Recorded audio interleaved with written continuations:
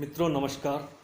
मैं OP Sharma ज्योतिषाचार्य YouTube channel में ज्योतिष ज्ञान के इस क्रम में नई वैद्य ज्योतिष परामर्श केंद्र के इस चैनल में आपका हार्दिक स्वागत करता हूं। आज हम कर्ज योग के बारे में चर्चा करते हैं। कर्ज योग, डेप्ट। किसी भी जातक को, व्यक्ति को कर्ज क्यों लेना पड़ता है?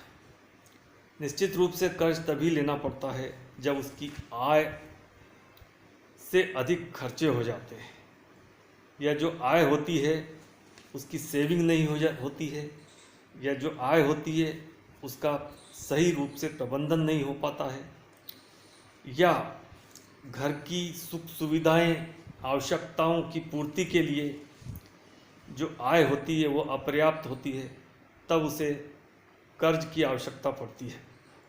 भौतिक सुख सुविधाएं, वाहन, शादी विवाह, बच्चों की शिक्षा, घर बनाने या अन्य सामाजिक कार्यों के लिए जो धन की आवश्यकता होती है उसकी पूर्ति के लिए हमें कर्ज की आवश्यकता होती है, यदि हमारी आय पर्याप्त नहीं है। इसके अलावा कई हमारे प्रोफेशन होते हैं जो कर्ज के ऊपर निर्भर करते हैं। कर्ज लेकर व्यक्ति अपने प्रोफेशन में लगाकर उससे आय प्राप्त करते हैं। इस तरह से हम देखते हैं कि किस तरह से हम कर्ज को देखें और कर्ज चुका पाते हैं या नहीं चुका पाते, इसके बारे में चर्चा करते हैं। कर्ज के लिए हम जन्म कुंडली के छठे भाव को देखते हैं। जन्म कुंडली का छठा भाव यदि वीक हो तो कर्ज होता है, कर्ज लेना पड़ता है एवं अनेकों बार कर्ज की जो किस्तें हैं वो नहीं चुका पाता है। छठे भाव में यदि पाप ग्रह हो तो जातक के ऊपर अगर कर्ज हो भी जाता है, ये कर्ज ले भी लेता है तो वो कर्ज चुका देता है। पाप ग्रह अर्थात शनि हो, राहु हो, मंगल हो, सूर्य हो, अगर छठे भाव में होते हैं तो वो कर्ज की किस्तों को चुका देते हैं। इसके अलावा जो हम यदि छठे भाव में शुभ ग्रह होते हैं तो वह कर्ज तो ले लेते हैं लेकिन किस्तों को चुकाने में दिक्कतें आती हैं। अतः छठे भाव में त्रिषठा भाव, जैसे तीसरे भाव, छठे भाव, इन भावों में या 11वें भाव में पाप ग्रह शुभ परिणाम देते हैं, या तीसरे, छठे, 11वें भाव में जो शुभ ग्रह होते हैं, गुरु, शुक्र, बुध, चंद्र आदि, ये उतने शुभ परिणाम नहीं देते हैं, या छठे भाव में तो निश्चित रूप से ये शुभ परिणाम नहीं दे पाते हैं। इसके अलावा भी कर्ज के लिए हमें धन भाव की स्थिति देखना पड़ती है, लाभ भाव की स्थिति देखना पड़ती है। यदि और जो धन का कारक है गुरु, उसकी भी स्थिति देखना पड़ती है। सबसे पहले हम धनेश की स्थिति देखते हैं। धनेश या द्वितीयेश यदि छठे भाव में होगा तो जातक के ऊपर ऋण रहेगा, उसकी सेविंग नहीं हो पाएगी, इसलिए उसे कर्ज लेना पड़ेगा। धनेश यदि अष्टम भाव में है तब भी उसकी सेविंग नहीं हो पाती है, सेविंग काफ़ी कम होती है, और उसे अपने रोज़मर्रा की आवश्यकताओं की पूर्ति के लिए या जो भोग की वस्तुएं हैं, भौतिक सुख सुविधाओं के लिए कर्ज लेना पड़ता है। यदि धन रहता भी है तो आवश्यकता अनुसार ही रह पाता है। यदि धनेश व्यय भाव में चला जाता है तो तब भी उसकी सेविंग नहीं हो पाती है, व्यय हो जाता है, जो भी धन आता है वो व्यय हो जाता है और उसे कर्ज की आवश्यकता पड़ती है। इसके अलावा धनेश यदि कमज़ोर हो, नीच हो, अस्त हो, पाप प्रभाव में हो या षड्बल में कमज़ोर हो, तब भी धन की स्थिति कमज़ोर रहती है और कर्ज लेने की आवश्यकता पड़ जाती है। इसके बाद हम लाभ भाव की स्थिति देखते हैं। लाभेश यदि त्रिभाव में हो, छठे भाव में हो, लाभेश यदि छठे भाव में होगा तो लाभ पूरा व्यय हो जाएगा और उसे कर्ज की स्थिति बन जाएगी। इसी प्रकार लाभेश यदि अष्टम में होगा तब भी उसके पास आय की व्यवस्था जितनी पर्याप्त होना चाहिए नहीं होगी, वो माइनस में चलेगा और बहुत ही कम धन उसके पास रह पाएगा, सेविंग नहीं हो पाएगी, आय भी कम।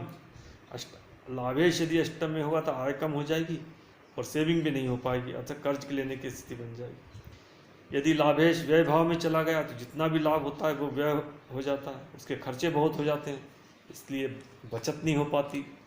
उस स्थिति में भी उसे कर्ज लेना पड़ता है।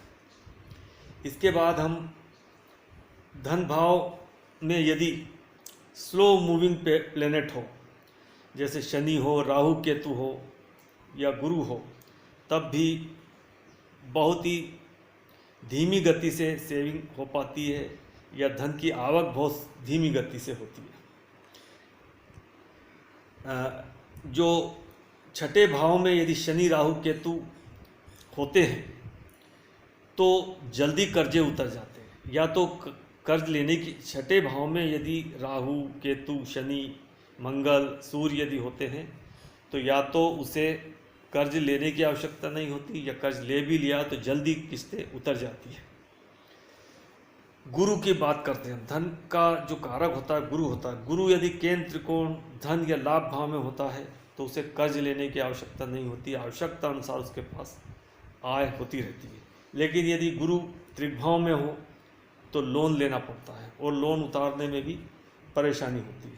इसके अलावा यदि सभी कुछ अच्छा हो, धनेश भी अच्छी स्थिति में हो, लाभेश भी अच्छी स्थिति में हो, लेकिन यदि लग्नेश त्रिक भाव में हो, छठे भाव में हो या व्यय भाव में हो या अष्टम भाव में हो तो उसे डिग्निटी मेंटेन करने के लिए, दिखावे के लिए, सोशल स्टेटस मेंटेन करने के लिए कर्ज लेना पड़ता है। आय से अधिक उसके व्यय हो जाते हैं। तो यदि अच्छी कुंडली में अच्छी दशाएं हो, जैसे त्रिकोण भाव के स्वामियों की दशा हो, धनेश की दशा हो, लाभेश की दशा हो, लग्नेश की दशा हो या केंद्र के अच्छे भावों की दशा हो या स्वराशि के ग्रहों की दशा हो या उच्च के ग्रहों की दशा हो तो धन की आवक बनी रहती है और कर्ज की स्थिति नहीं बन पाती।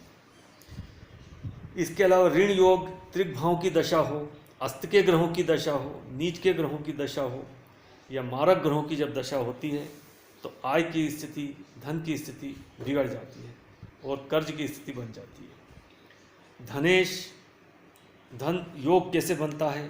तो धन योग जैसे धनेश, लाभेश, पंचमेश एवं नवमेश आदि जब एक दूसरे से युति करते हों या दृष्टि देते हो एक दूसरे को, ये सी हो इनके, और साथ में लग्नेश भी शामिल हो तो एक धन योग बन जाता है। जैसे यदि धनेश लाभ भाव में है और लाभेश धन भाव में हो तो व्यक्ति को के लिए ये धन योग बन जाता है, महाधनी योग बन जाता है। इसी प्रकार भाग्येश यदि धन भाव में हो या लाभ भाव में हो या लग्न में हो या चतुर्थ भाव में या पंचम भाव में हो तो ये भी एक धन योग बन जाता है। इसी प्रकार पंचमेश यदि धन भाव में हो, लाभ भाव में हो, लगन भाव में हो, चतुर्थ भाव में हो या भाग्य भाव में हो तो ये भी एक धन योग बन जाता है। इस तरह से धनेश, लाभेश, लग्नेश, पंचमेश, चतुर्थेश एवं भाग्येश का आपस में संबंध हो, एक्सचेंज हो या दृष्टि, युति